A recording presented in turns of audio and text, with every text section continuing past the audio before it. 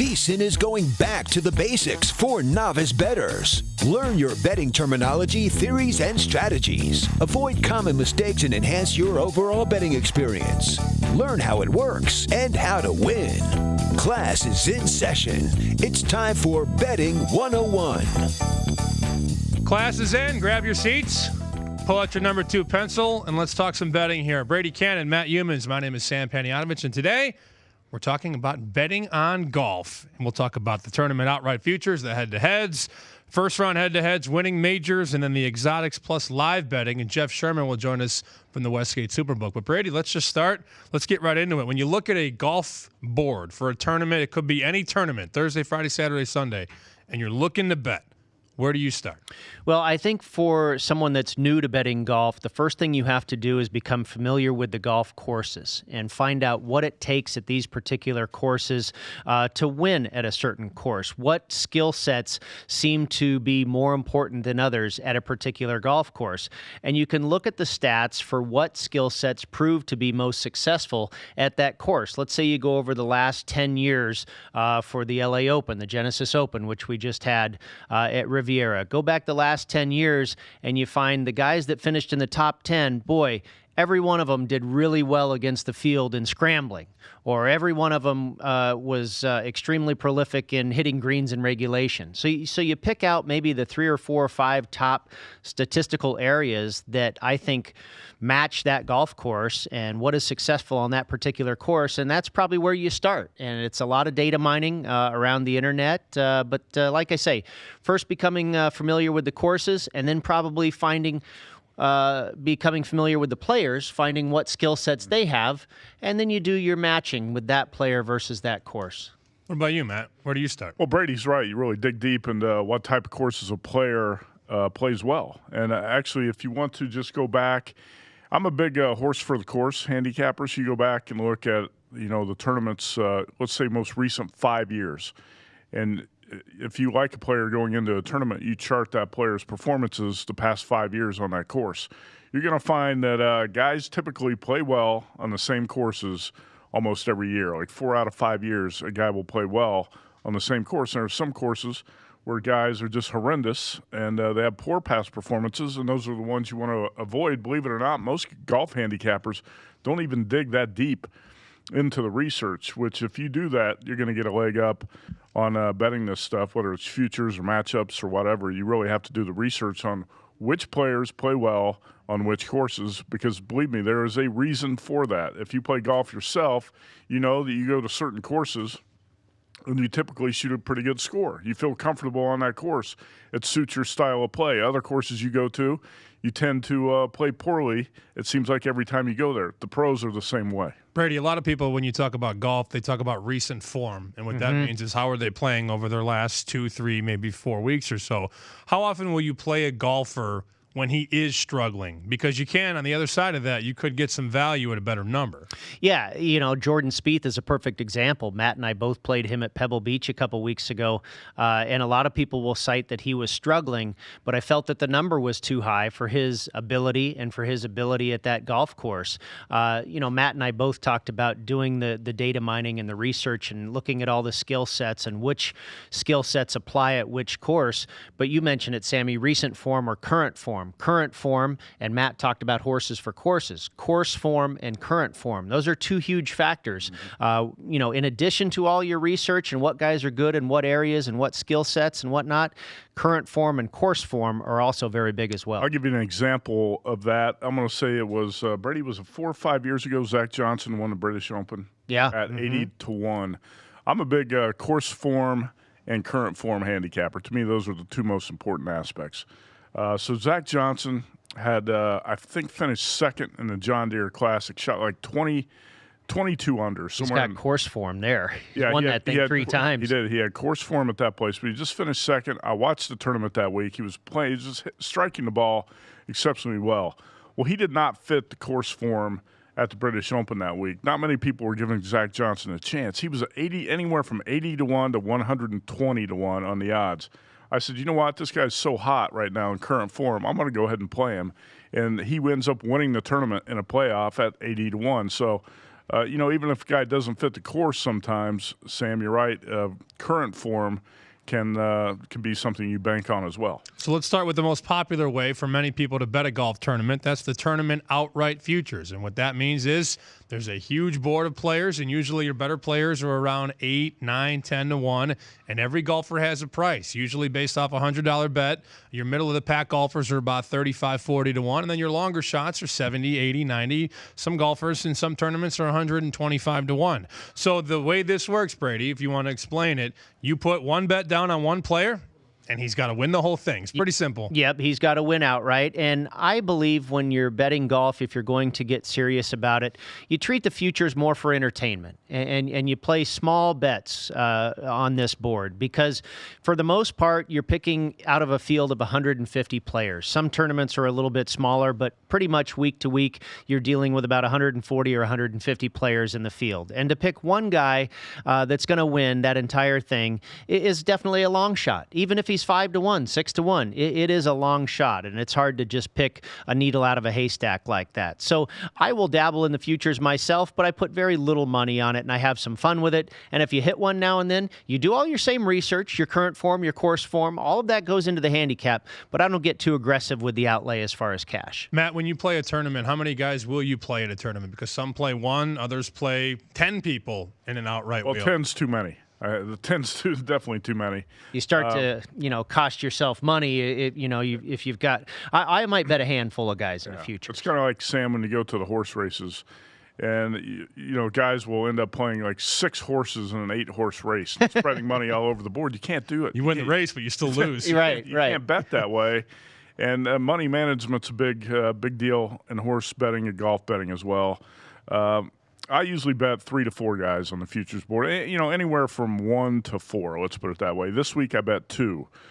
Some weeks I'll bet maybe like the Masters to me is a little bit different. We'll talk more about the Masters later. But Brady, the Masters are on the board for so many months. It goes up in August, and the tournament is not until April. Sometimes I'll be in a sports book. I'll give you an example. Like a few weeks ago, I was in a local sports book, and it was a slow night. There was not much to bet. I wanted to play something. I looked at the Masters board, and I thought I saw some value on Matt Kuchar at 50 to 1 because Kuchar has been playing exceptionally well. So I went ahead and bet Kuchar at 50 to 1. I think his odds are around 30 to 1 at most places now. So Sam will have more tickets on the Masters just because that's up for 8 months, and you tend to put a bet in when you think you see value on a player. But I would say anywhere from 1 to 4 players on a typical tournament. And don't let people tell you that only squares bet the futures board and sharp bettors do not play the futures board, because that's total BS. I've heard that so many times since I've been in Vegas. If you have a talent for handicapping golfers, you can hit some pretty big scores on the futures board. I don't play $1,000 bets on the futures board. Like Brady said, it's more smaller plays. You play $25, $50, $100, whatever, on guys at 25, 30, 40 to 1 odds, something in that range. And I think you want to structure it differently too. Like you might put your $50 on the 15 to 1 shot, but you might put $20 on the 40 to 1 shot. But you can make money on the futures board. In fact, I've probably cashed 20 golf futures tickets in the past 3 or 4 years. That's a really good rate. That's 4 or 5 a year. That's excellent. And some years more than that. And, if you have a talent for handicapping that, go ahead and play the futures board. Some people can't. If you don't have luck with that stuff, don't play it. I do play a couple matchups. Brady probably plays more matchups than I do. But, yeah, I would say, you want to play matchups, but don't be afraid to play the futures board. Just don't bet too many players, and don't bet too much money on the futures board. So the futures is just pick the winner.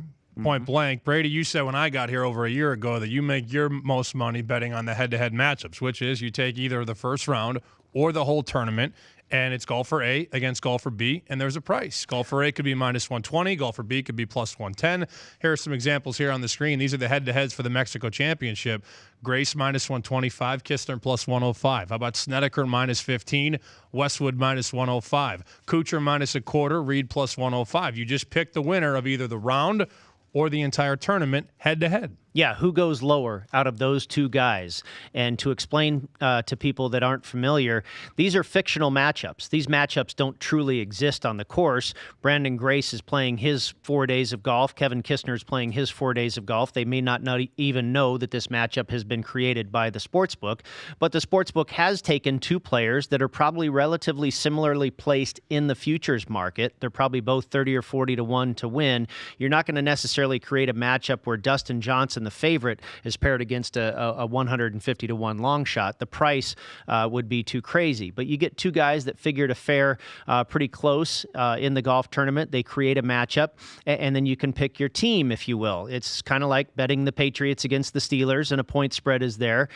Who's going to finish lower over the course of the 4 days? And if one player misses the cut and one player makes the cut, that player wins the matchup. If they both make the cut, and at the end of the 4 days, Brandon Grace is 4 under par and Kevin Kistner's 3 under par, then Grace is your winner. Mm-hmm. You had a winner this past weekend. You had Hatton, who didn't even make the cut, and you took the other guy. Who did you play against Hatton? It was Jason Kokrak against Tyrrell Hatton. We had that one in Point Spread Weekly, and Kokrak was an underdog. I think he was plus 100, even money, and Hatton was about minus 120.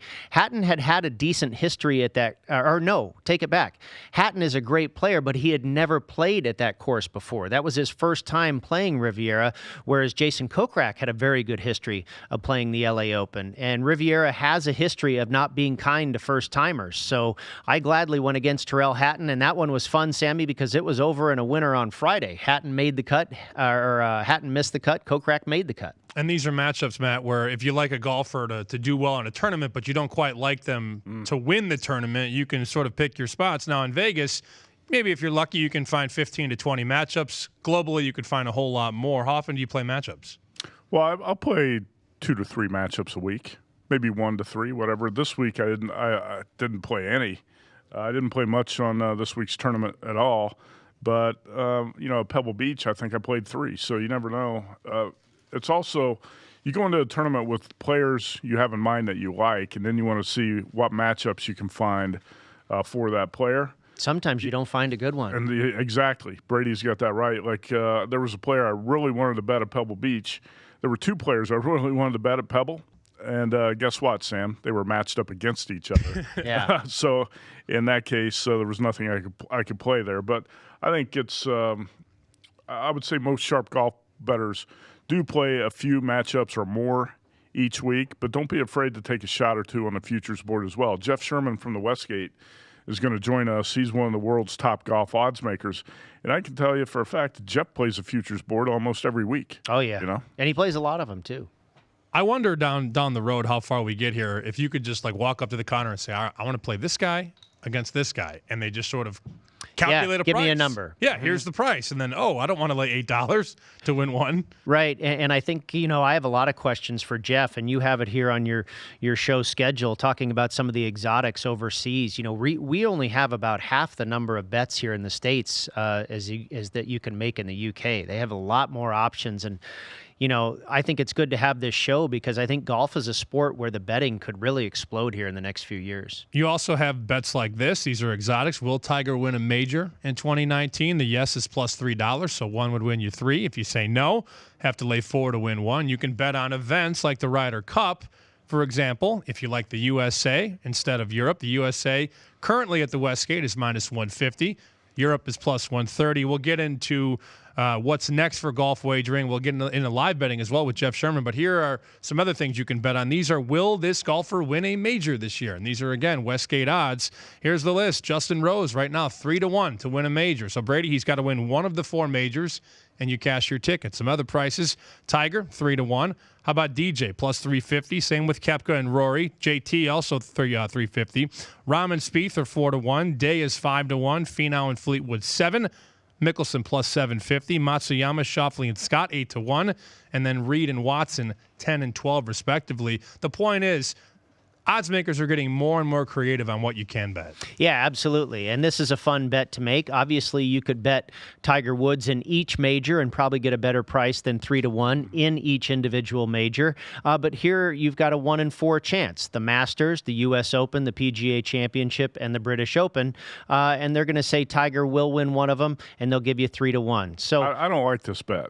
Brady? I did one of these this year. Okay. It's actually, I think, the first time I've ever made this bet. I did one this year, and Hopefully not Tiger.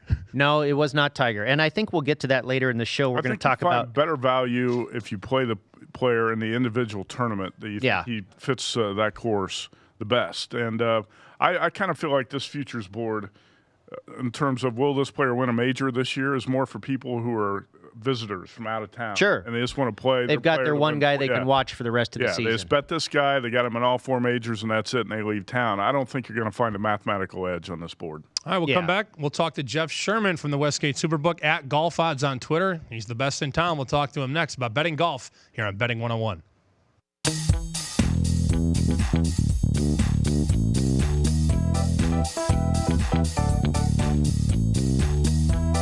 If you didn't catch VSiN last week, here's some of what you missed. Especially in hockey and especially in basketball, if I like a game to be under, I'm going to play the first half or the first period, because in those two sports, end-of-game situations always skew to the over. The empty net, the fouling. I mean, some of these coaches start fouling with 2.5 minutes left, and they're going to add 35, 40 points to a game that looks like a dead under. You also get overtime becomes a factor, that there's a risk to go to overtime to We put a certainly game. saw in that Carolina-Miami game the other day. That was a dead under, and it goes to overtime. May hits the 3, and then you blow your under. How thin is the margin between Golden State and OKC at this point? Well, I mean, as long as Golden State has Steph Curry, it doesn't matter. KD can go down, DeMarcus can go down, Draymond can go down, Clay can go down with an injury, and obviously if they're out for the entire series, it means the teams are closer together. But any one game or two, they can withstand an injury. Any one of those guys, they can't. Curry's that much better than everyone. I just don't think people, when you talk about underrated, and I agree with you on Paul George, by far the most underrated player in the league is Steph Curry. Take us through how that works for you when you're the one setting lines on this league. When there's no history, there's no reference to the past, you have to sort of make these numbers. How do you adjust these on the fly, and where are you now as opposed to where you were before the league even started? You do all your power ratings, and then you adjust each game. And after the first week, I'm not knee-jerk. I'm really kind of surprised about the lines in week 2 when you're looking at a new league that I feel the teams are very equal, and you see a team on the road a 13.5-point favorite and another team a 9. I didn't think anybody in this league would ever be that big of a favorite. As we sit right now, who would you rather have, the 4 teams, again, Duke, Gonzaga, Michigan, and Kansas, or the field of college hoops? Oh, man, that is tough. Duke, Gonzaga, Michigan, Kansas. See, I have a lot of confidence in Duke and Gonzaga. Less in Michigan and certainly a lot less in Kansas. So that leaves, teams like Tennessee, Virginia. I will take that. I'll take the 4 teams just because I think in a single elimination setting, I think Duke is just going to overwhelm teams.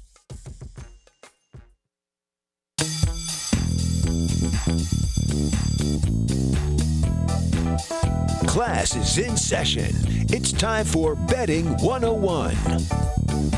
Welcome back. Vegas Stats and Information Network. Sam Panayotovich, Matt Youmans, and Brady Kannon. We're explaining how to bet golf here in Las Vegas and also around the world. And joining us now on the phones, he is the best mind in town when it comes to golf, at Golf Odds on Twitter from the Westgate Superbook. Jeff Sherman joining us on Betting 101. Hey, Jeff, how are you? Excellent. How's it going, guys? Going well. I want to start very simple, and we're going to go around the world here and just fire questions at you. But when you start making futures for a tournament, and you've been doing this for years, Jeff, if you can just really, keep it simple for us, where do you start? What's most important when you start putting odds out for a golf tournament? Well, I take a look at the list, the entry list that they come out usually the Friday preceding the tournament. For majors, it's a little bit different as far as the criteria to qualify. But I'll just group the golfers in different classes, A, B, C, etc.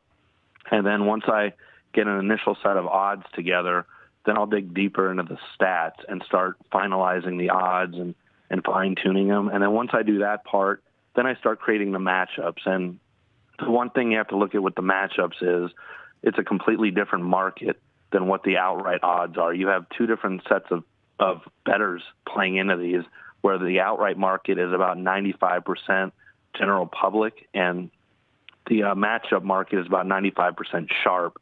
So we just have to shape them that way. Jeff, when did you start really getting into serious golf odds making? Was it in the 1990s? Yeah, I learned the trade back in the early 90s when I was at the Imperial Palace when not many places did it, and there was no internet to look at any numbers or anything like that, so I kept my own statistics and compiled the odds, and you saw differences up and down the strip. There wasn't any screen to look at anything like that. So this went as far back as when we got the entry list, I had to call the tournaments each week and have them fax me a copy of who was playing and pretend I was a media person. It was very difficult to obtain that back then, but now it's published on the internet each week, and it's a lot easier from that perspective, and you can view markets on the internet and see things like that. But when I was doing it back in the 90s, that was one of the first trades that I had learned. And I've just tried to progress with that over time, and I've maintained an interest over time. And golf's never been at a better place, and it just it keeps the juices flowing when you see this many young players from all over the world involved in it right now. Yeah, and how many more bettors are involved in it now too? How much has it changed from the 90s in terms of how much more money is in these is in the golf betting market each week? And you talked about sharp and public money. I'm sure it's changed a lot in the past 20 years. Oh, it's grown exponentially. I mean, there's so many more wagering opportunities. We do things with in-progress wagering on the majors. We do outright odds updated after each round of tournaments. You never saw this even as recently as 10 years ago. So there's so many more wagering opportunities now.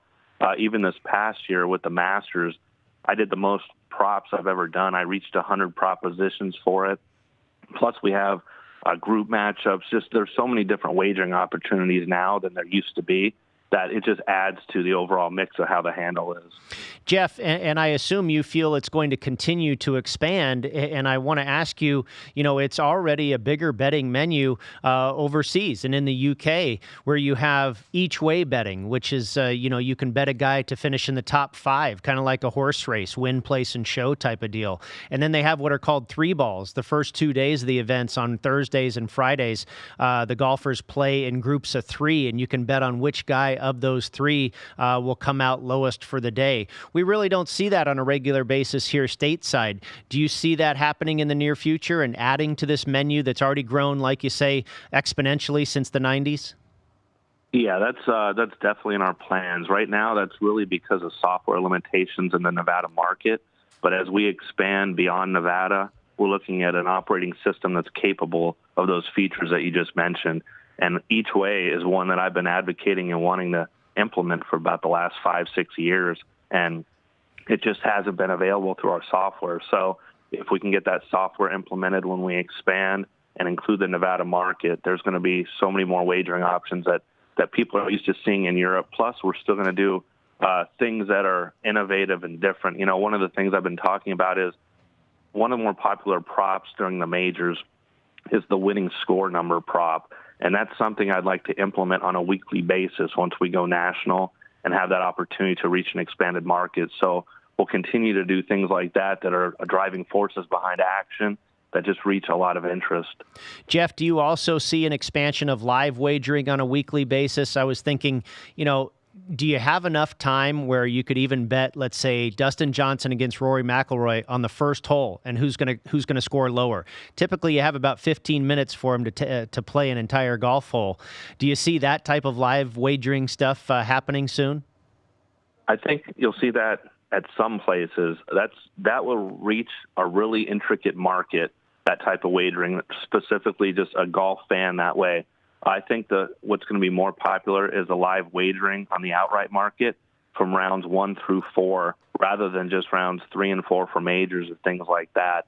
But I think there will be some availability on hole by hole as television coverage expands, and there'll be opportunities like that out there. But it's going to be a really intricate market, and each book will have to decide if it's really worth it for them to offer that.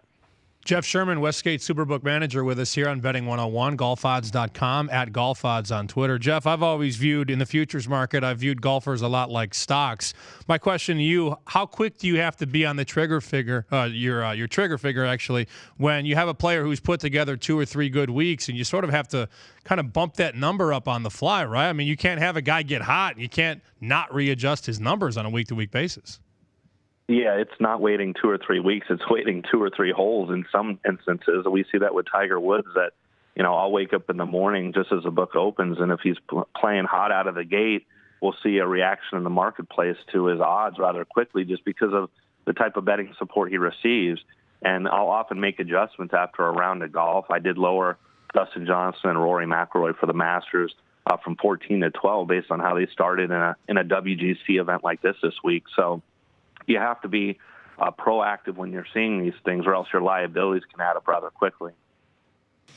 Jeff, how do you decide which players you pit against each other in matchups each week? Well, when I mentioned I usually class golfers in A, B, C, et cetera, like that, I'll try to take ones out of the same power-rated grouping, and then I'll dig into the stats and see what type of consistency or inconsistency they have, how they play the course, if there's any similarities like that. And then once I can feel comfortable with those two matched up, then I'll decide upon the final price of the matchup. And the one thing that I really like about the golf aspect is you can be as creative as you want with matchups. You could put Tiger Woods against a golfer that's 100-1 and make him a $4 favorite if you wish. There's just so much creativity to it that I know there's a basis out there for the marketplace for the matchups, but usually before those even go up, I do my own matchups on a weekly basis on Mondays. So I'm not having any other reference to look at based on that. And it just gives you that creativity that you can put anyone you feel together.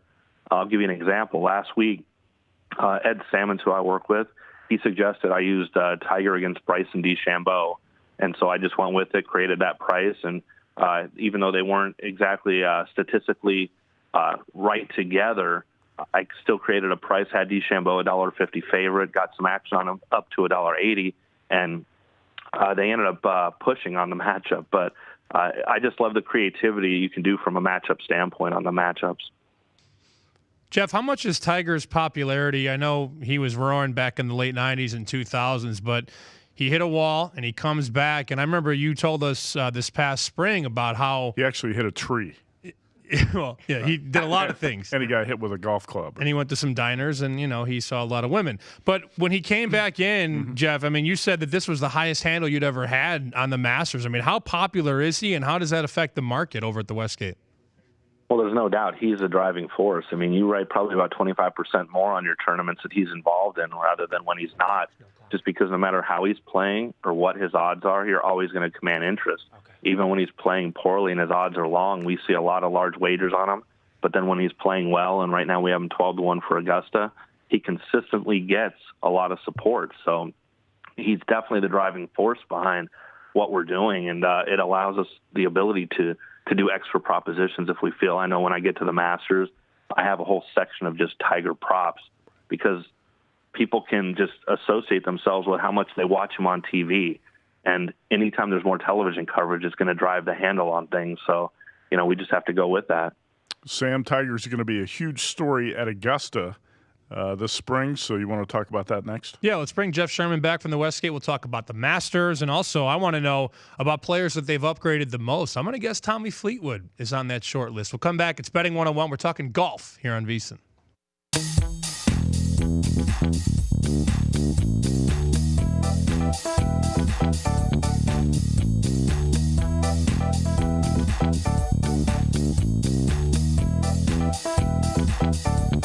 If you didn't catch VSiN last week, here's some of what you missed. Well, you have to anticipate the market, right? I mean, I thought that when the people start giving out their plays to the sharp guys and they're looking at unders here, you could anticipate this game was going to be bet down, that the number might have been a little bit high. If you think the number's low, then you want to wait. You want to get as much value as you can. I bet teams in the number. I bet them at a wrong price too. It happens just as often as it doesn't. But you're doing what pros do, Mike, and that is you make a number. You have a number in mind, and you compare that to what's hung. And then you shop.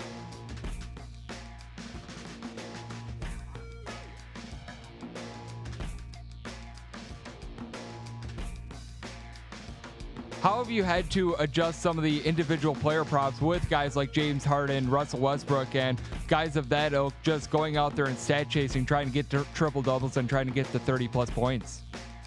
Yeah, it's a lot of fun. I mean, we're putting up numbers that are absolutely unprecedented, having James Harden, I think we were as high as 42.5 at one point. Now with Paul back in the rotation, we have him 38.5, 39.5, upwards near there. But we've seen some numbers that we've never seen before. Westbrook with his triple-doubles, now he's got 10 straight. And, he's up there 45.5 points a game, getting it consistently. Or points, rebounds, and assists is the one that we often use. But the numbers it's almost like when we get to the playoffs and the stars have that extra production, and we're used to making the prop numbers higher during the playoffs, where we're doing it now for these guys just as much as they're producing. Yeah, you're seeing prop numbers in the NBA you've never seen before. It's crazy.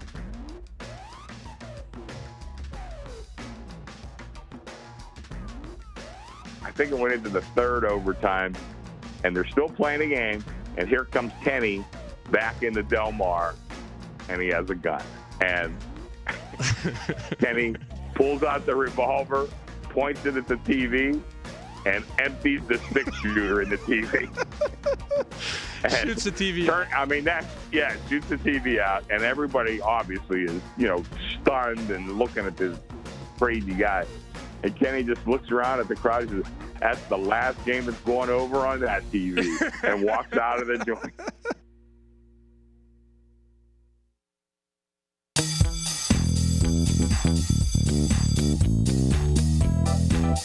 Class is in session. It's time for Betting 101.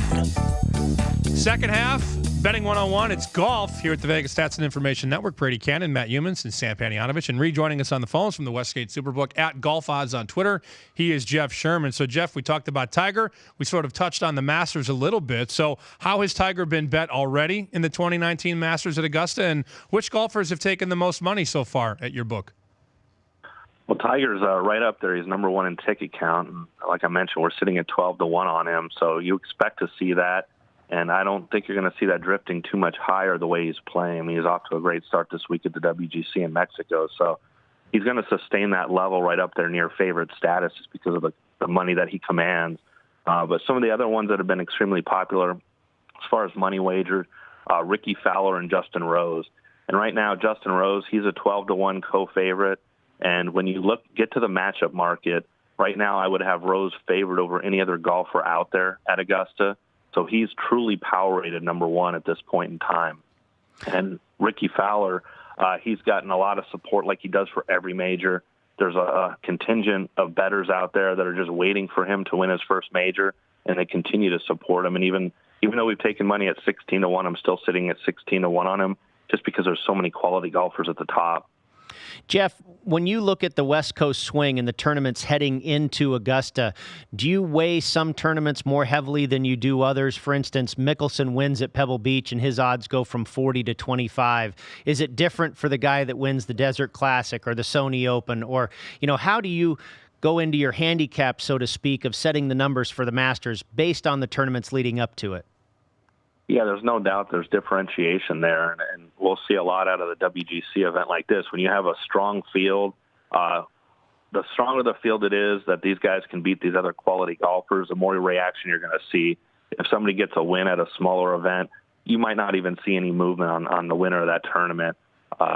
Someone like Phil Mickelson, though, I know you would have seen a drastic change for places that had the U.S. Open odds up, since that's where the U.S. Open is going to be played this year, just because that's the trend that bettors are going to look to do. Is he won there this year, let me play him again, and I like to bet him in the U.S. Open anyway. But Phil always commands a lot of betting support at the majors. I had him at 40-1 for Augusta, and as he was playing well at Pebble Beach, I dropped him to 30, and once he concluded with the win, he kept getting betting support, so I went to 25. But the larger the tournament, the better the field, the more reaction you're going to see in the major outright odds changes. Jeff, we talked about handicapping golfers with current form and course form. Jordan Spieth has exceptional course form at Augusta, but his current form stinks. He seems to have turned into a head case. Who are some of the guys that you look at going into Augusta? Do you feel like combine the course form and current form angles that should be pretty good plays?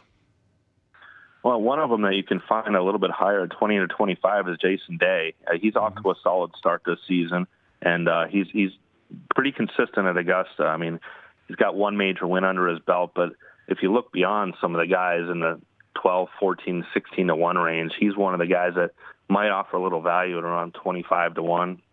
I know one of the largest moves that we've had so far since I put these odds up last August, Bryson DeChambeau opened in the 60 to 1 to 80 to 1 range, and he's all the way down to 16 to 1. So I wouldn't recommend being involved with him at anything less than 20. You've already lost all the value if you're looking for to support him. Jeff, what about Tony Finau? We saw Finau make quite a run in all of the majors last year, and I know people made a lot of money betting Tony Finau in matchups and whatnot last year, but it seems maybe he's being a little bit overpriced right now, and we're seeing him struggle the last few weeks. He did very well at Torrey Pines back in January, but it seems maybe the market is catching up to Tony Finau, and you have him at 25 to 1 to win the Masters. That still seems a little bit short to me for this guy.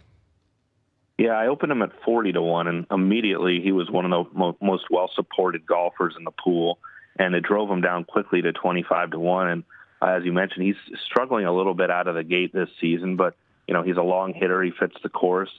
He finished 10th there last year on his debut, even though he had the ankle injury that he experienced in the par 3 contest. So, he's always well-supported, and he's almost like the outsider of the Ricky Fowler regime, where people think that they're going to bet him over the next few majors, and he's due to win one. And we expect to see that betting support on him to continue. Jeff, the South Point has Tiger Woods at 9 to 1. At the Westgate, you have him at 12 to 1. How much does Tiger being involved in these golf tournaments and the perception now that he can contend to win? He is playing much better. How much does that drive the golf handle? Oh, there's no doubt it does. I mean, the better he plays, the better it is for our overall handle. Like I mentioned, that even when he's playing poorly, he still sees the betting support. But when he's playing well and competing against these guys, you have an opportunity to get him involved in more props. And when we put him up for top 10, top 20, you see a considerable uptick in the handle on things like that because it's realistic expectations at this point. So we'll have multiple matchups involving Tiger when we get to Augusta. And anytime he's doing well like this, especially on a consistent basis, the public is really enthusiastic to support him. We talked about the different ways you can bet golf. At the Westgate last year for the Masters, aside from betting Tiger to win or Tiger in matchups, you had, will Tiger Woods make the cut? He was yes minus $5. Will he finish in the top 5? Will he finish in the top 10? Will Tiger finish in the top 20? Will Tiger Woods' opening first-round tee shot end up in the fairway? Yes was minus 140 at the opening number. Lowest completed round shot by Tiger, 68.5. Will Tiger have to lead after the first round, second round, or third round? Brady, there are so many ways to bet golf, and when Tiger's involved, there are so many props you can put up on Tiger. Jeff, I think this just speaks to your enjoyment and how it involves so much creativity. There's 1,000 different things you can do, and I was thinking about, we talked a little bit about how the menu is bigger in the UK. What about like something Group A versus Group B? You have the head-to-head matchups, for instance, Dustin Johnson against Rory McIlroy. What if you made a team of 4, like, Dustin Johnson, Rory, Spieth, and Webb Simpson against, player A, 1, 2, 3, 4, Ricky Fowler, what have you? A group of 4 against another group of 4. Is that something you've considered, and do you see that possibly happening? Well, yeah, there's no doubt that you can do things like that. The one thing we do with the group matchups when we get to majors, we offer 4 golfers with usually pretty good plus prices starting around 2 to 1. And we allow you to parlay those to other groups that we have involved. And the one thing is, our handle is a little bit less on that than we see on the regular matchups because, just as you mentioned, in this group to beat that group, the simpler you can keep the prop, the more driving force and handle you're going to see on it. It's tough when if we equate that to an NBA proposition where you have points, rebounds, and assists by a player, we tend to see a little bit less handle on that than if we did just points by a player. So the easier we can try to keep things to handicap for everyone, the more handle that we're going to see on it. Jeff Sherman at Golf Odds on Twitter, golfodds.com from the Westgate Superbook. Jeff, I know you're very creative and you're always looking for different ways to get people to come in and wager on golf. Let's just go ahead. Let's go 3 years down the road or so. How much more expansive do you think this menu could be, and what could we see down the road with golf wagering? Well, as I said earlier, that we're hoping to get an operating system that allows us to do the each-way wagering and then do weekly propositions and have outright odds available running throughout the tournament. So we'll afford ourselves the time to put more and invest more into this. And I would like to do over-under winning score on a weekly basis, over-under cut score, and just try to do as many things as I can that are simple and can get people supporting what we're doing. Jeff, what is your favorite way to bet golf? And for our listeners here, we're trying to educate some people on the different ways to bet golf. How do you yourself, aside from your odds making, when you bet on a personal level, what is your favorite way to approach and to bet a golf tournament? Oh, well, there's no question I start with the matchups. I mean, it's a lot easier to beat one golfer than it is to beat 140, 150 golfers. And the only time I really get involved is in the outrights is the majors like the Masters, where you have an eight-month shelf life where you can find value as things are happening and some books are not being as reactive as they should be, where you can find the value versus what it's going to close. So I'll tend to get more involved in the outrights and the majors over that long shelf life. But definitely on a week-to-week basis, I really start at the matchups, and once in a while I'll get involved in outrights if I just think something is off my number versus what the market offers. Now, Jeff, you and I usually compare notes for the majors. You talk about the outright market and the futures. You and I usually talk about who we've got. So who do you have in your pocket right now for Augusta coming up in mid-April? Well, I got some Justin Rose at 14-1, some John Rahm at 20. I did bet some DeChambeau at 75, and I got some Matt Wallace at 250. And I'm a little leery on Wallace. When these good young Europeans come over here, it's a different story than what we see on the European Tour. But I just know that in the long run, you're not going to see him at prices like that. So I try to get involved. And, if you catch lightning in a bottle, it happened with me with Danny Willett, where I caught him at 150-1 when we won the Masters back a few years ago. So I just try to find golfers like that. And the one that I really like, too, is I have Cameron Champ at 300-1. But as it's going right now, he's not qualified, and I doubt he's going to qualify to get into it, and that's going to go by the wayside when over the next year and a half or so, he's a quality golfer that his odds are really going to shorten on a weekly basis. Hey, 2 questions about the Masters, 2 more from me. This is up for so long, Jeff. It's on the board for almost 8 months, right? A good 7 months it's up on the board. Let's say the state of Nevada takes in somewhere between 10 to 15 million on the Masters. That's the total right, because that's where the estimates tend to fall the past couple of years. How does that compare, for those who don't know, how does that compare to, say, NFL betting or an NFL weekend at the Westgate? What you write on the Masters is compared to what you might write on some NFL games? Well, if you look at one slice of an NFL weekend, I mean, we probably do about 5 times on the Masters what we do on one weekend of the NFL.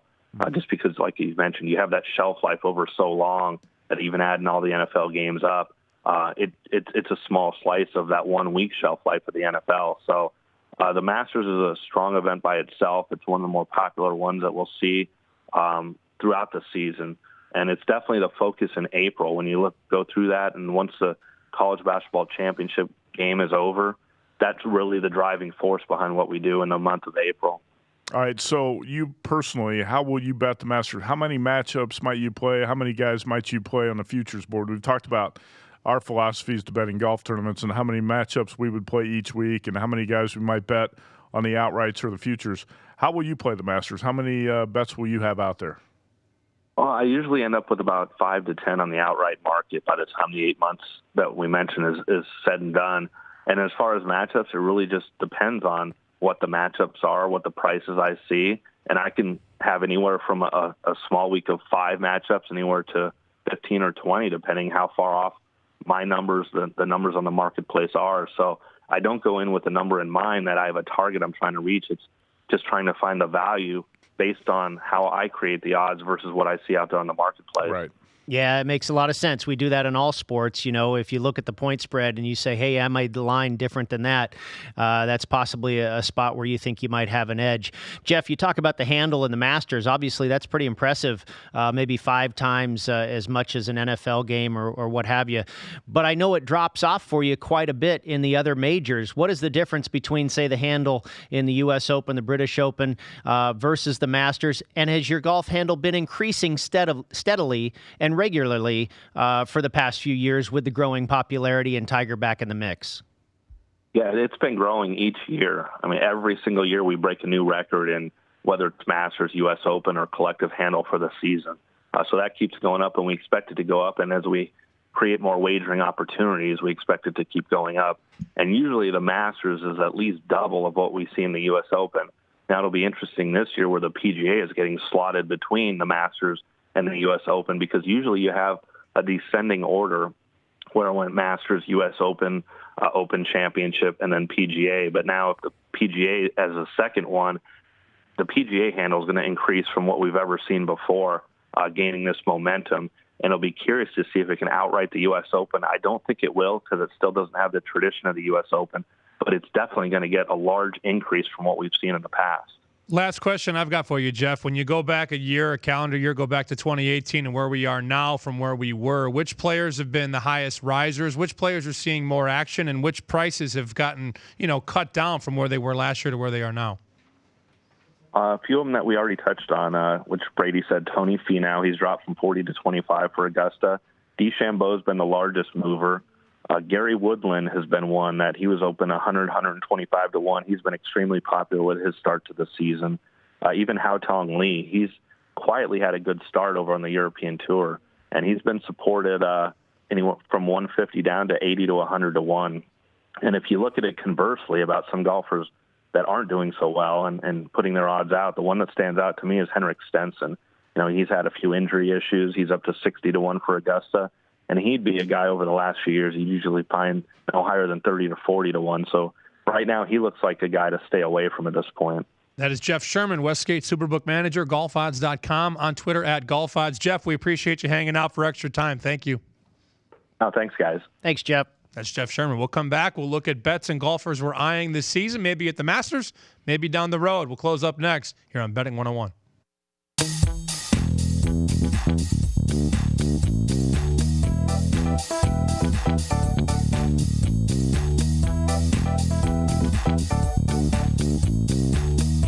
If you didn't catch VSiN last week, here's some of what you missed.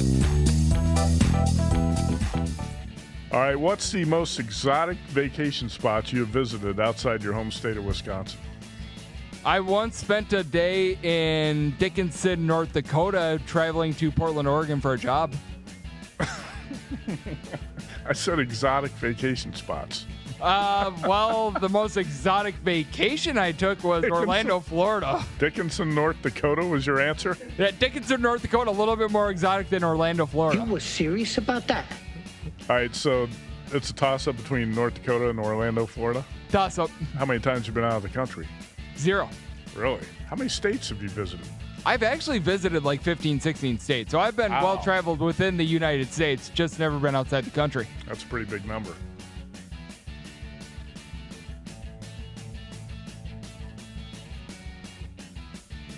With this being a do-or-die situation and not like the NBA, a 7-game series, I think you should be hedging because you can get these teams at 100, 200 to 1, 500 to 1, and if they can make a run to the Sweet 16 or the Elite 8, you actually have some options. So I'm more of a fan, specifically with college basketball, to start to hedge as the tournament gets a little bit deeper. So I will be doing some hedging, certainly on some of these teams like Maryland, Purdue. I'll probably let just Gonzaga roll. It's only 9 to 1, 8 to 1.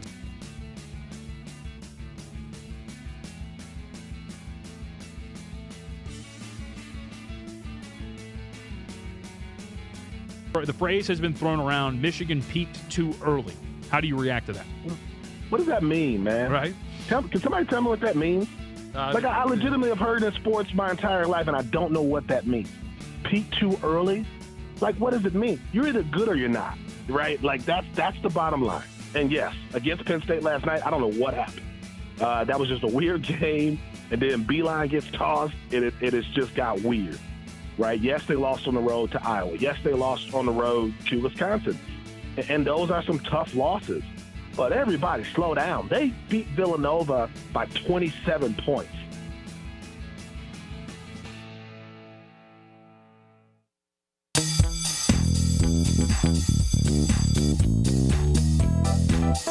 Class is in session. It's time for Betting 101.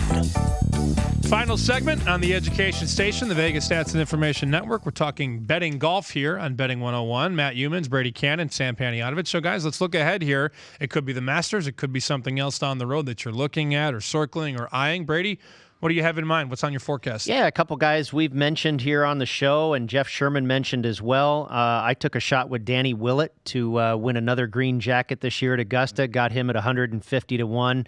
I think he's a guy that's really been flying under the radar, playing pretty darn good golf right now, and he's committed to a greater U.S. schedule than ever before. Primarily playing on the European Tour in years past, and he really fell off the map after he won at Augusta a few years ago. I think he had a Masters hangover for about 2.5 years, but he's really started to resurface and play well, and I thought 150 to 1 was a pretty good number on him. Jeff also mentioned Gary Woodland, who's now at about 60 to 1. I got him real early in the offseason when he was winning a couple of tournaments and playing real well. You got what, 125? I got 125 on Gary Woodland, and then Matt Youmans was just mentioning, because that Masters board goes up so early, you can really grab some guys at some big prices, and Matt Kuchar is another guy I grabbed at 50 to 1, who's had a great start to his year. Yeah, I've never been a Matt Kuchar fan, and that was even before we knew he was a cheap tipper. But at 50 to 1, I had to take a shot on Kuchar here at the Masters. He's really playing well this season, and he's got good course form. He's got good course form too, right? So he's got current form and course form. He combines those handicapping factors. And at 50 to 1, I had to play him. I didn't get quite the number Brady did on Gary Woodland. Those were adjusted pretty quickly when he was hot early this season. But I did play Gary Woodland at 100 to 1. As far as the contenders and the favorites, I will say that I did play Jordan Spieth, and I played him before. He's had the meltdown here the past couple weeks at 18 to 1. And Spieth, I'm not going to count him out. He's got some time here, Brady, to get his act together. He's got 2 months. He plays so well at Augusta. That might be the spot where we see him regroup, and a lot of people give up on Spieth. Maybe he gets it back together, and he can keep it together for 4 rounds. You might actually find some value on Spieth, who was a top 3 finisher. I had the second and third place golfers in the Masters last year, Sam. I had Spieth and Fowler, and I'll probably come back with those guys, in the 18 to 20 to 1 range this year because they do play so well at Augusta. And Xander Schauffele, a guy who I said I was going to play in every tournament this season until he won. I won with him on the first week in Maui, so I have not played him that much since, but I'll probably play Schauffele at the Masters as well. That's a guy I think is really up-and-comer. And one more thing I'll mention here. There's going to be a lot of public money on Phil and Tiger. And Brady, I'm not going to count these 2 guys out. They play so well at Augusta that I think we could see Phil or Tiger or both near the top of that leaderboard on the weekend in mid-April. I agree with you, Matt. I mean, look what Tiger has done in the last year. He won at the Tour Championship. He's playing well this week in Mexico. Has he had any more success at any one course than Augusta National? Arguably not. So he is certainly a horse for that course, as is Mickelson. Mickelson's won there a couple times. I mean, he had a run where he had more top 10 finishes at Augusta than anybody. He's fallen off a little bit the last couple years, but his game looks to be in form as well. He struggled the last couple weeks since he won at Pebble, but I figure lefty is always a contender at Augusta. And I agree with you on Spieth. I unfortunately got the worst number on him. I got 12, and you're maybe going to get 20 before this thing tees off, but where it used to be Mickelson and Tiger, I don't think there's anybody that has better course form at Augusta than Jordan Spieth. We got a couple minutes left here, and that's where I wanted to end with Tiger, because as Matt just brought up, he's very popular, and we talked to Jeff Sherman, who said the value is all but gone. It's been kind of sucked out of the Tiger pool because everybody's betting him. What would be your advice to somebody? Is there like a get-off point as far as like a future number? Like, can you take Tiger at 8 or 9 to 1 to win a tournament, or would you rather do him in maybe a head-to-head setting? It's got to be double digits. Yeah. He's at 20 to 1, I believe, right now. Oh no, gosh, 12 he's at 12 at the Westgate. I wouldn't touch anything less than 20. The tough part about betting on Tiger is it's like betting the New England Patriots or the Golden State Warriors, and it's even more accentuated. His number is always so beaten up. It's hard to find good value on Tiger Woods. The props on Tiger, the matchups that involve Tiger, those will be the ones that the guys at the South Point and the Westgate have the highest handle on, Sam. Everything involving Tiger is going to draw a ton of action. And then last thing, Brady, any guys on the no-fly zone this year? Any guys that you just can't bet, won't bet, just won't ever Well, Jeff and I talked about it a little bit. I think right now, and this could change within a couple of weeks, and a guy turns his act around. But right now, Tony Finau is a fade for me. Mm-hmm. I'll say the last couple guys who won this tournament, guys I've never liked, Fat Pat Reed and Sergio Garcia, the crybaby. Those are two guys I'm not going to bet. Now, Sergio, he had a fit last couple of months. I mean, he just, throwing clubs, stiff in the bunker. I mean, those may be the most two unpopular Masters winners ever, and they win back-to-back, Sergio and Fat Pat. And unfortunately, I had the runner-up in both Yeah, me too. Yeah. Me too. Spieth and Rose. Yep. And this is the year, Matt. I can feel it. Ricky Fowler finally going to win that major. Maybe. He's like the one that got away. All right, that does so it for close us last year. For Betting 101. We're going to keep this a very, very strong part of our lineup here at VSiN here. So we've done golf. We've done baseball. We're going to do a lot of things down the road here, but it's good to have people that know what they're doing. Brady and Matt are two of the best at golf. And if you missed anything on this show, you can always check it out at VSiN.com, the Vegas Stats and Information Network. And Brady Kannon will always be available. You can read the golf write-ups. Him and Wes Reynolds, very, very good. Wes only won 15 golf tournaments last year. So if you want to learn how to bet more golf, keep listening to VSiN. And, of course, you can always check us out in Point Spread Weekly, which comes out every week. For more details, go to VSiN.com/subscribe. Guys, thanks for coming in. Thanks for the education. Great show, man. Love talking golf betting. You bet. Masters right around the corner. You got it. Brady Kannon, Matt Youmans. My name is Sam Panayotovich. That does it for us. We'll see you next time here on Betting 101, Sirius XM 204, VSiN.com, and Fubo TV. See you next time.